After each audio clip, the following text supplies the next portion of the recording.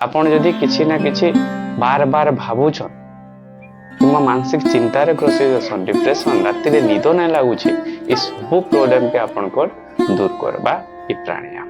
ओम समस्त को प्रणाम, जय श्री राम।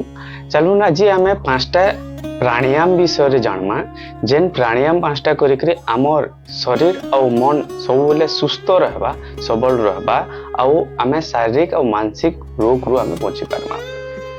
तो सबुठारु पहला आमे एंती सुखासन रे बसी पारमा आराम से, नहीं तो एंती सिद्धासन करि पारबे, या आपण जदि पद्मासन जदि करि परछन पद्मासन बसिकरी भी करि पारबे।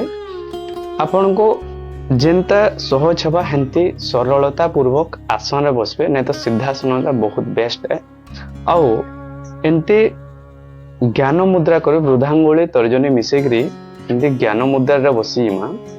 सबुठारु पहला प्राणायाम लंबा श्वास नेबे। लंबा श्वास नेले, लंबा श्वास को छाड़ले, आखि बंद रखते, लंबा श्वास नमा, लंबा श्वास छाड़मा, 2.5 सेकंड श्वास को नमा, 2.5 सेकंड श्वास को छाड़। ये प्राणायाम के भस्त्रिका प्राणायाम कहुसी। और प्राणायाम जिते बेला आमे करूचा लंबा श्वास नौचा हमर ऑक्सीजन भरपूर मात्रा हमर शरीर के जासी, टोटल बॉडी रे ऑक्सीजन पहुंचाबार काम करसी। एटा कले हमर माइंड पूरा रिलैक्स रहसी, हमर फुसफुस स्ट्रांग रहबा, ठंडा काश श्वास बीमारी ना हो, हमर हार्ट रो फंक्शन बढ़िया काम करबा आउ हमर शरीर रे ऑक्सीजन भरपूर मात्रा जिबा, जार द्वारा बहुत गुडे रोग बीमारी मुक्ति पारमा आउ माइंड रिलैक्स रहसी, स्ट्रेस अपन को दूर रहबा, ठंडा काश श्वास बीमारी कफ जनित बीमारी दूर हेबा। भस्त्रिका प्राणायाम को कम से कम आमे 2 मिनिट तक प्रत्येक दिन अभ्यास कर पार। नेक्स्ट योग अभ्यासटा श्वास को बस बाहर को छाड़मा ना करेंती। एटा के कपालभाति प्राणायाम कहासी। नाकरे श्वास को धक्का देकर बाहर करबे और कपालभाति प्राणायाम के मिनिमम आमे 5 मिनिट अभ्यास करबा, 5 रु 10 मिनिट।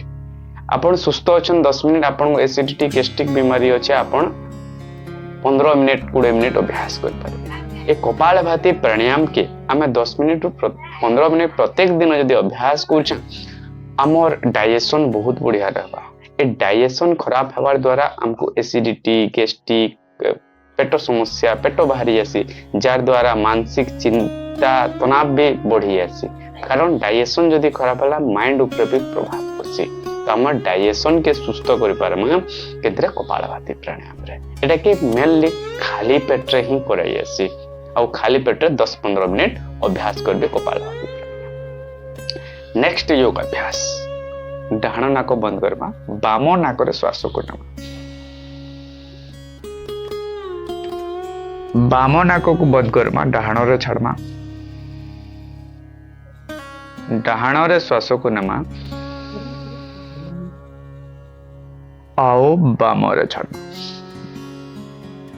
एटा के अनुलोम विलोम प्राणायाम कहेसी। एटा के नाड़ी शोधक प्राणायाम भी कहेसी।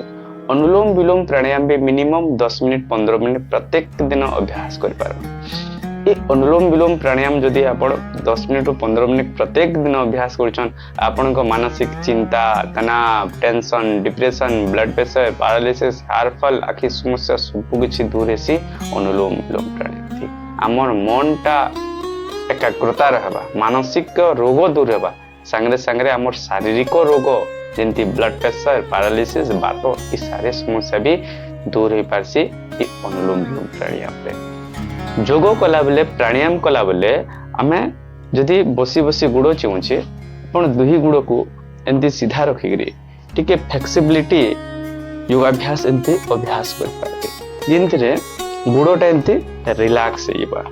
गुड़ रिलैक्स हे साला परे पुणी अभ्यास करनेबे। आमे 3टा प्राणायाम सिखना, एबे लास्ट 2टा प्राणायाम। 2 कान को एंती बंद करमा, अंगुठी रे 3 आंगुठी रे आखि बंद करमा, गोटे आंगुठी कपाले, पाटी बंद करमा, नाकरे ओम रो उच्चारण।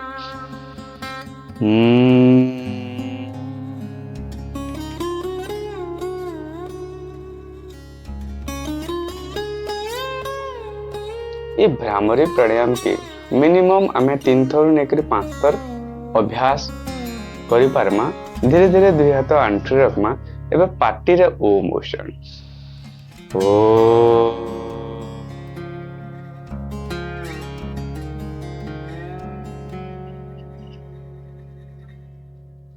अंतिम रे ओम उच्चारण जहाँ के उद्गीत प्राणायाम कहेसी।